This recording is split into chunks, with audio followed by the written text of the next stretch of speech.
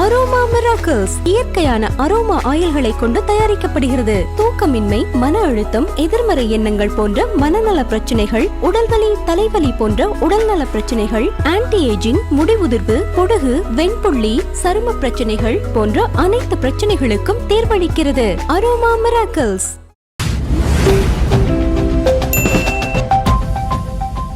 அந்த ஜனநாயகன் பிரச்சனை இன்னைக்கு வரைக்குமே ஒரு தீர்ந்த பாடு இல்ல. படம் என்னைக்கு ரிலீஸ் ஆகுதுன்றது யாருக்கும் தெரியாம தான் இருக்கு. படம் ஓடிடில ரிலீஸ் ஆகுதுன்னு சொல்லிட்டு ஒரு செய்தி பரவலா போயிட்டு இருக்கு சார், அது உண்மைதானா? இல்ல, அதுக்கான வாய்ப்பு ரொம்ப குறைவு. அது விவரம் தெரியாம சொல்றாங்க. இந்த படத்தினுடைய பட்ஜெட்டுங்கிறது பாத்தீங்கன்னா கிட்டத்தட்ட ஒரு 350 கோடிக்கு மேல பட்ஜெட் இருக்கு. ஓடிடியை பொறுத்த வரைக்கும் இந்த படம் பாத்தீங்கன்னா ஒரு 110 120 கோடிக்கு ஏதோ வாங்கினதா ஒரு தகவல் இருக்கு.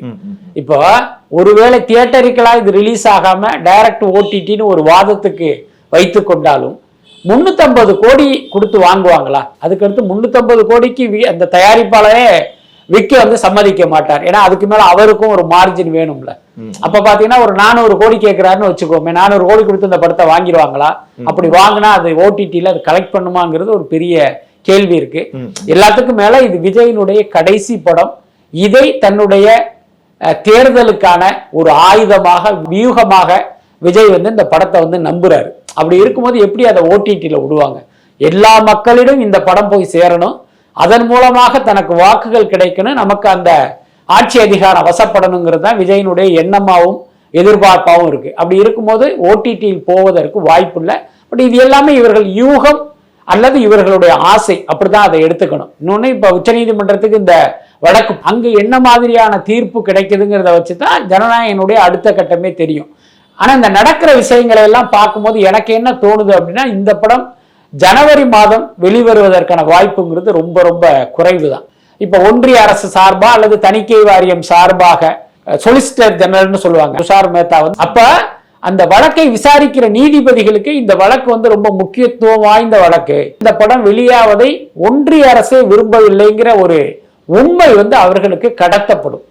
அப்ப இதற்கு என்ன மாதிரியான தீர்ப்பு வரும் அப்படிங்கறத நம்ம உங்க யூகத்துக்கே விட்டுறேன். அதனால எனக்கு தெரிந்து அது ஜனவரி மாதம் வருவதற்கு வாய்ப்பு இல்லை. ஒருவேளை நீதி தேவதை இந்த படத்துக்கு நீதி வழங்கியே ஆகணும் அப்படின்னு முடிவெடுத்தால் ஜனவரி மாதமே வருவதற்கு வாய்ப்பு இருக்கு. இதை ஒரு கண்டிஷன்ஸ் அப்ளை அப்படிங்கிற ஒரு பதிலா கூட நீங்க எடுத்துக்கலாம்.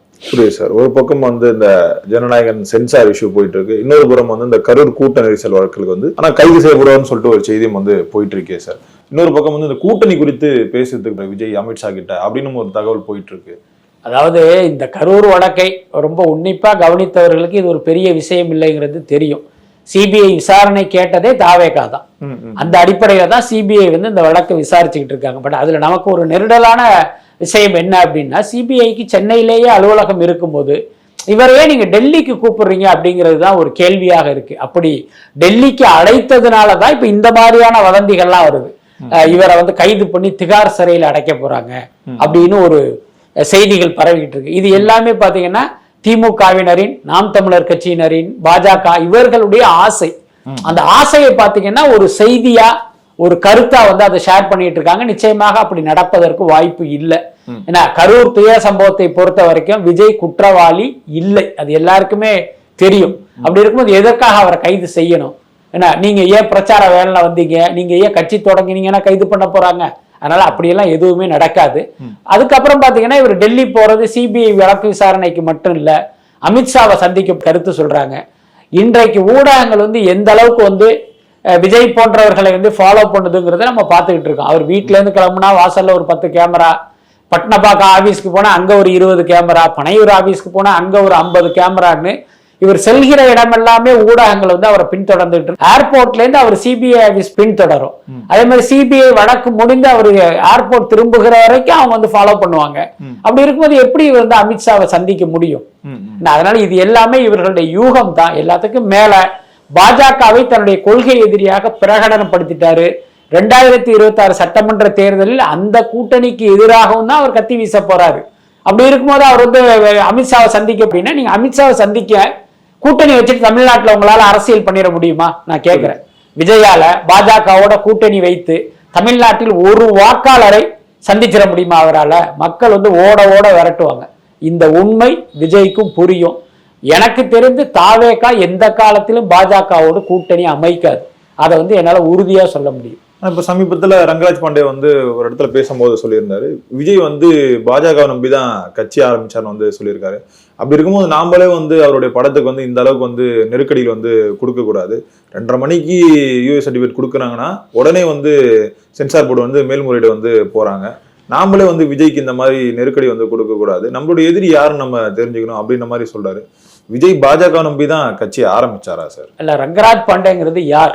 பாஜகவுடைய தேசிய தலைவரா, தேசிய செயலாளரா, அல்லது ஊடக தொடர்பாளரா, அல்லது மத்திய அமைச்சரா, அல்லது தமிழ்நாடு பாஜகவுடைய தமிழ்நாடு தலைவர்?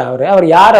அவர் நம்மை போல் ஒரு ஊடகவியலாளர். அதே நேரம் அவர் வலதுசாரி சிந்தனையாளருங்கிற அடிப்படையில் பாஜகவுக்கு ஆதரவாக பேசிட்டு இருக்காரு. ரங்கராஜ் பாண்டே மேல நமக்கு தனிப்பட்ட முறையில் அன்பும் மரியாதையும் இருந்தாலும் அவருடைய கருத்துல வந்து நம்ம என்றைக்குமே உடன்பட்டது இல்லை. இந்த கருத்தை நம்ம அப்படிதான் பார்க்கிறோம். அதாவது இவங்க என்ன பிளான் பண்றாங்க அப்படின்னா, விஜயை எப்படியாவது நம்முடைய வழிக்கு கொண்டு வந்துடணும்னு பல்வேறு முயற்சிகளை எடுத்தாங்க. எதுவுமே நடக்கல விஜய் கிட்ட, அதுதான் உண்மை. பல பேர் அவர்கிட்ட பேசி பார்த்தாங்க. அவரை பொறுத்த வரைக்கும் திமுக என்னுடைய அரசியல் எதிரி, ஆனா பாஜக என்னுடைய கொள்கை எதிரி. இந்த அரசியல் எதிரி கூட அடுத்த தேர்தலில் நண்பராகி விடுவதற்கு வாய்ப்பு இருக்கு. ஆனா கொள்கை எதிரிங்கிறது கடைசி வரை கொள்கை எதிரி தான். உங்க கட்சியினுடைய கொள்கையே நீங்க மொத்தமா மாத்தினா மட்டும்தான் பாஜக இவருக்கு நண்பராக மாற முடியும்.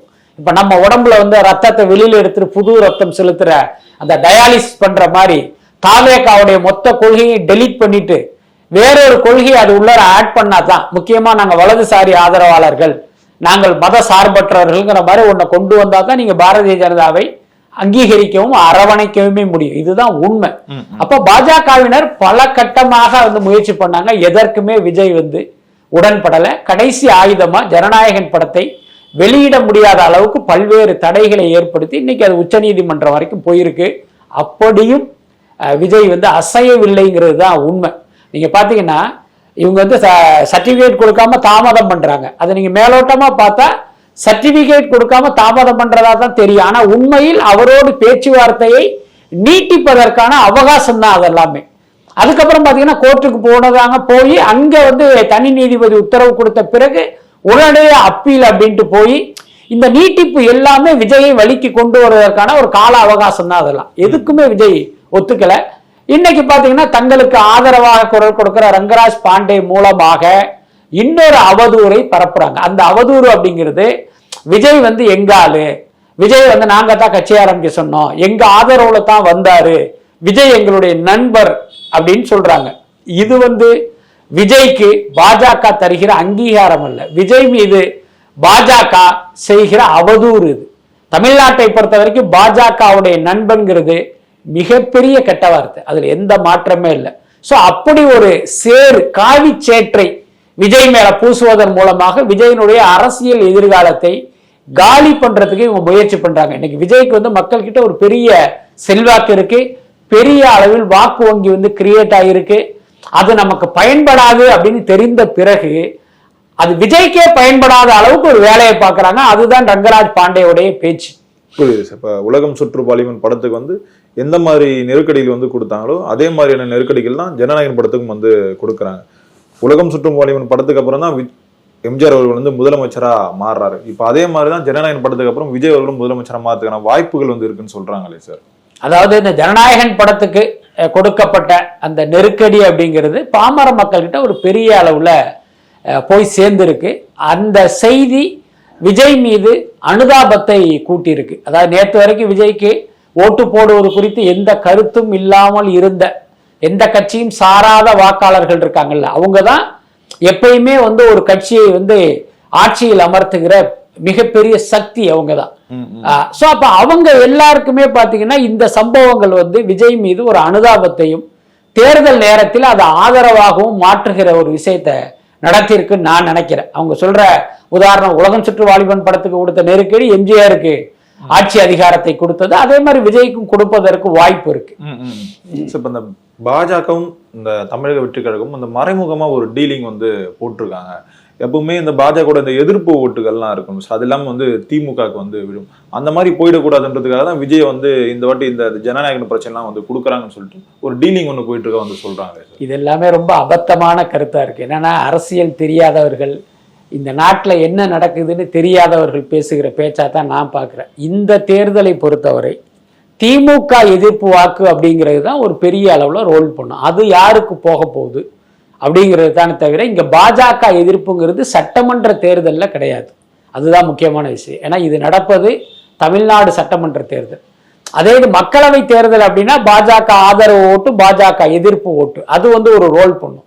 ஆனா இங்க நடக்கிறது திமுக ஆதரவு, திமுக எதிர்ப்பு, இதுதான் இங்க ரோல் பண்ண போகுது. பட் அதே நேரம் பாஜக ஒரு தீய சக்தி அப்படிங்கிறதுனால அந்த கட்சி இடம்பெறுகிற கூட்டணிக்கு வாக்குகள் கிடைக்காம போகும். அது நடக்குமே தவிர அதுக்காக வந்து தாவேக்காவை நிறுத்துறாங்க அப்படிங்கிறதெல்லாம் ரொம்ப அபத்தம். இப்ப பாஜகவுடைய எதிர்ப்பு ஓட்டுகளை வந்து விஜய் அறுவடை பண்றாரு அப்படின்னா அப்ப அது யாருக்கு நஷ்டம்? அது பாஜகவுக்கு தானே நஷ்டம். அப்ப ஒரு தேர்தலில் இவ்வளவு கஷ்டப்பட்டு நீங்க கூட்டணி அமைச்சிட்டு அதுக்கு உங்களுக்கே கிடைக்கிற ஓட்டெல்லாம் விஜய்க்கு போற மாதிரி பண்ணீங்க அப்படின்னா அப்புறம் எதுக்கு உங்கள் கூட்டணி? அதனால இதெல்லாமே அரசியல் தெரியாதவர்களுடைய கருத்தா தான் நான் பாக்குறேன். அதெல்லாம் இப்ப இவ்வளவு பிரச்சனைகள் வந்து நடக்குது. ஆனா விஜய் அவர்கள் வந்து ரொம்பவே அமைதியா இருக்காரா சார்? ஒருவேளை இந்த சட்ட போராட்டம் மூலமா நம்ம வெற்றி பெறலாம்னு நினைக்கிறாரா? விஜயினுடைய கேரக்டர் வந்து ரொம்ப ஒரு மென்மையான கேரக்டர். அது அவரோட பழகியவர்களுக்கு மட்டும்தான் தெரியும். அவர் வந்து ரொம்ப சாஃப்டான ஒருத்தர். அவர் அரசியல் மேடைகள்ல இவ்வளவுக்கு தொண்டைக்கிலேயே கத்துறதெல்லாம் அவருடைய இயல்பே கிடையாது. அதுதான் முக்கியமான விஷயம். அதே நேரம் பாத்தீங்கன்னா எல்லாத்திலையுமே வந்து எடுத்தேன் கவிழ்த்தேன் அப்படிங்கிற மாதிரியான ஒரு அணுகுமுறையை கடைபிடிக்க வேணாம், கொஞ்சம் நிதானமா போவோம் அப்படின்னு நினைக்கிறாரு. அது விஜயை பொறுத்த வரைக்கும் சரியாக இருக்கலாம். ஆனா இன்றைய பரபரப்பான அரசியல் சூழலில் இந்த மிதமான போக்கு அப்படிங்கிறது சரியானது இல்லை. அதை மட்டும் விஜய் புரிஞ்சுக்கணும் அப்படின்னு நினைக்கிறேன். பட் அதே நேரம் விஜயினுடைய இந்த அணுகுமுறையை வைத்து அவரை வந்து வேற மாதிரி பிராண்ட் பண்றது அப்படிங்கிறது அது ஒரு சரியான விஷயம் இல்லைங்கிறது தான் என்னுடைய கருத்து.